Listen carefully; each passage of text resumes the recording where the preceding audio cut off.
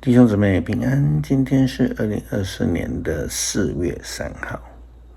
今天的经文是诗篇118篇第1节到第2节，14节到24节，雅各书第3章第1节到11节，马可福音16章第1节到第8节。今天要跟大家分享的主题是心所挂念。雅各书是圣经中最露骨的男欢女爱之间相处情形的描写，但是这个记载却是在形容上帝跟人的关系，而不是所谓的言情小说的层级。事实上，看起来虽然是轻松的情爱，但却是非常严肃的问题。我们知道，在交往、在热烈当中的男女，必然在脸上呢，时常露出幸福美满的面容。那样的情形，这个好像只有他们自己不知道啊，全世界都看得出来因为呢，他们的脸上有满满的幸福光彩。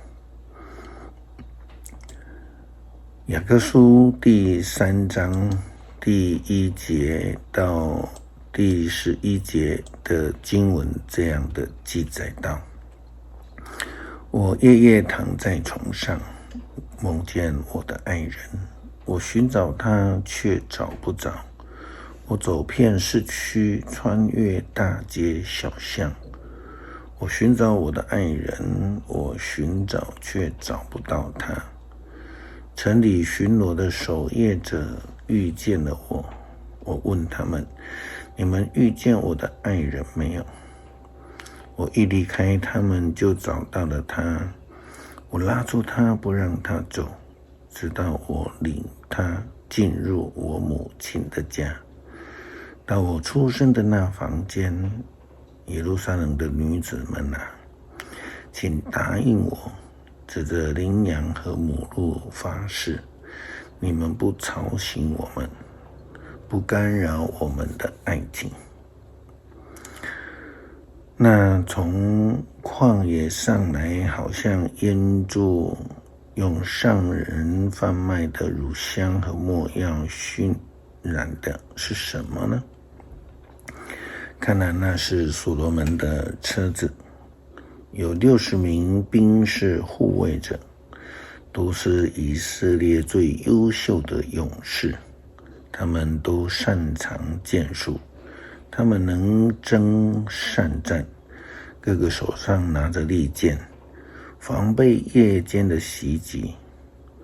所罗门王用黎巴嫩的木头为自己制造的车子，御车的柱子是用银包裹，上面有金线刺绣，坐垫用紫色料的制成，是耶路撒冷女子们用爱情织成的。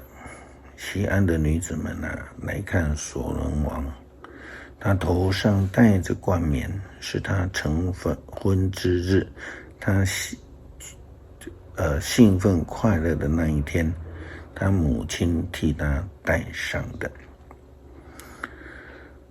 我们基督徒是否把上帝放在心上？是否在意我们的主耶稣基督呢？回想看看，我们是否经常、时常、天天的会想到上帝？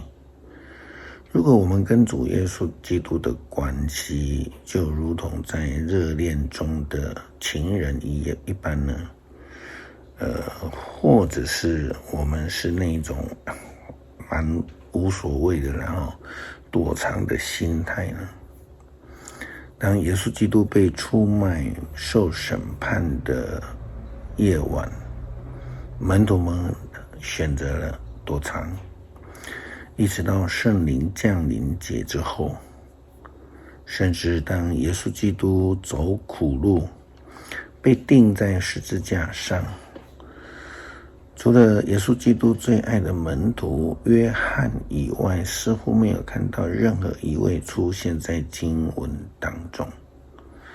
但是约翰那个时候是在陪伴耶稣基督的妈妈，而不是以门徒跟随者的身份出现。耶稣被埋葬后，更没有人想到他，只有3位妇女，他们在安息日之前就尾随亚利马太的约瑟以及尼哥底母来到了墓园。他们回家之后呢，就开始预备所有的东西，像那个香膏一样他们预备在安息日过后来为耶稣基督的尸体来膏抹。7天的第一天，当所有人都还在睡梦中的时候，这一群妇女就已经到了坟墓去看耶稣基督了。马可福音第16章第1节到第8节的经文这样的记载说，耶稣复活，安息日一过，抹大拉的玛利亚、雅各的母亲玛利亚和撒罗米买的香料，要去抹耶稣的身体。星期天一清早，太阳刚出来，他们就去坟地去。在路口，他们心里盘算着，有谁能够把墓门口的石头滚开呢？因为那是一块大石头。可是当他们一抬头看，石头已经给滚开了。他们走进墓穴，看见一个青年坐在右边，身上穿着白色的长袍，他们都惊慌。那青年说，不用惊慌，我知道你们在找那位被钉在十字架的拿撒人耶稣。他不在这里，他已经复活了。看，这是他们安放他的地方。你们快去告诉他的门徒，尤其是彼得，说他要比你们先到加利利去，在那里你们可以见到他，正像他告诉过你们的。他们又惊讶又恐惧，立刻逃离墓穴，飞奔而去。他们没有把这事告诉任何人，因为他们害怕。但是呢，也因为他们的心挂念着耶稣基督，虽然他已经被埋葬了，可是他们在意，因此他们能够在地得到这个第一手耶稣基督复活的讯息，并且成为了最早复活的基督之见证者。这是多么有福的！